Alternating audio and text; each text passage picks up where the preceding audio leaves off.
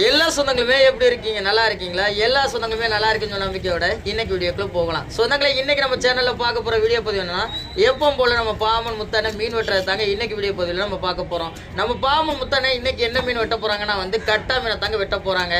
ஒரு பக்கம் நம்ம பாமன் முத்தான கட்டா மீனை வெட்டட்டும், நான் ஒரு மீனவனா எப்பவும் போல எனக்கு தெரிஞ்சதை உன்னத்த உங்கள்கிட்ட பகிர்றதுக்கு ஆசைப்படுறேன்.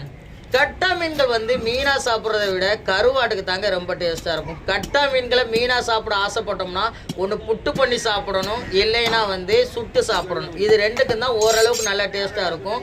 நார்மலாக நம்ம குழம்பு வச்சு மீன் பொரிச்சு சாப்பிட்ற மாதிரிலாம் கட்டா மீன்களை சாப்பிட்டோம்னா அந்தளவுக்கு சிறப்பான ஒரு டேஸ்ட் இருக்காதுங்க. உதாரணமாக கட்டா மீன்கள் எல்லாமே கருவாடுக்கு தான் எக்ஸ்போர்ட் ஆகும். கருவாட்டுக்கு தாங்க கட்டா மீன்களுடைய டேஸ்ட் ரொம்ப நல்லாயிருக்கும். மீனாக சாப்பிட்றதுக்கு அந்த அளவுக்கு சிறப்பாக இருக்காது. இந்த கட்டா மீன்களுடைய டேஸ்ட் மீனாக சாப்பிடும்போது எப்படி இருக்கும்னா வெள்ளை சாப்பாடு சாப்பிடுவோம்ல அப்படி தான் இருக்கும். இதை மீனாக நம்ம சாப்பிடும்போது நான் எத்தனை முறையை சாப்பிட்ருக்கேன். அவிச்சும் சாப்பிட்ருக்கேன், சுட்டும் சாப்பிட்ருக்கேன், புட்டு பண்ணி சாப்பிட்ருக்கேன். புட்டு எல்லா மீனுக்குமே நல்லா இருக்கும். ஆனால் இந்த கட்டா மீன்களை நம்ம சுட்டு சாப்பிடும்போதோ அவிச்சு சாப்பிடும்போதோ சுட சுட சாப்பிடும்போது தான் இந்த மீனுடைய டேஸ்ட் நாக்கில் கொஞ்சம் நாள் தங்கும்.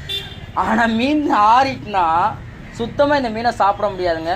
வெள்ளை சாப்பாடு அள்ளி சாப்பிட்டா எப்படி இருக்கும் அப்படி தான் இந்த கட்டா மீன்கள் இருக்கும். கட்டா மீன்களை பொறுத்தவரையே கருவாட்டுக்கு தான் எடுப்பாங்க. நம்ம படகுலேயே இந்த கட்டா மீன்களை ஐஸ் வச்சு நல்ல ஒரு ஃப்ரெஷ்னஸாக கொண்டு வந்தால் கூட இந்த மீன்களை வாங்கி இந்த மீனுடைய பதம் குறைகிற வரைய அப்படியே ஒரு ஓரத்தில் ஒதுக்கி போட்டுருவாங்க. இது பழுவன் மாதிரி ஊதி அந்த மீன் கெட்டு போனதுக்கப்புறம் தான் கட்டா மீன்களில் கருவாடுடைய செய்முறையே பண்ணுவாங்க.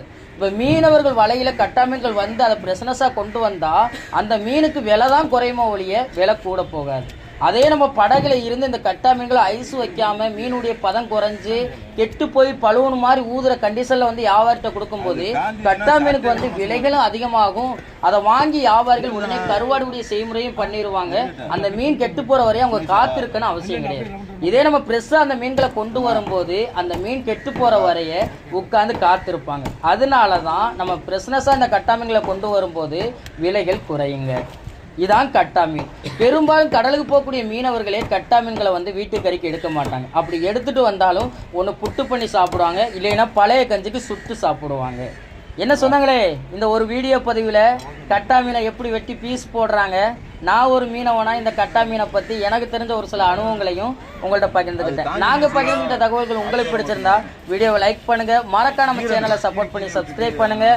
உங்கள் நண்பர்களுக்கு வீடியோ ஷேர் பண்ணி உங்களுடைய ஃபுல் சப்போர்ட்டை நம்ம சேனலுக்கு கொடுங்க. வேறு ஒரு கடல் சார்ந்த தகவல்களாக இருந்தாலும் மீன்கள் சார்ந்த தகவல்களாக இருந்தாலும் நம்ம வீடியோக்களை கமெண்ட் பண்ணுங்கள். நான் ஒரு மீனவனா கடல் மேலப்பட்ட சில அனுபவங்களையும் சில மீன்களை பற்றி தெரிஞ்சுக்கிட்ட விஷயங்களையும் உங்களுக்கு வீடியோ மூலமாக பகிர்ந்துக்கிறேன்.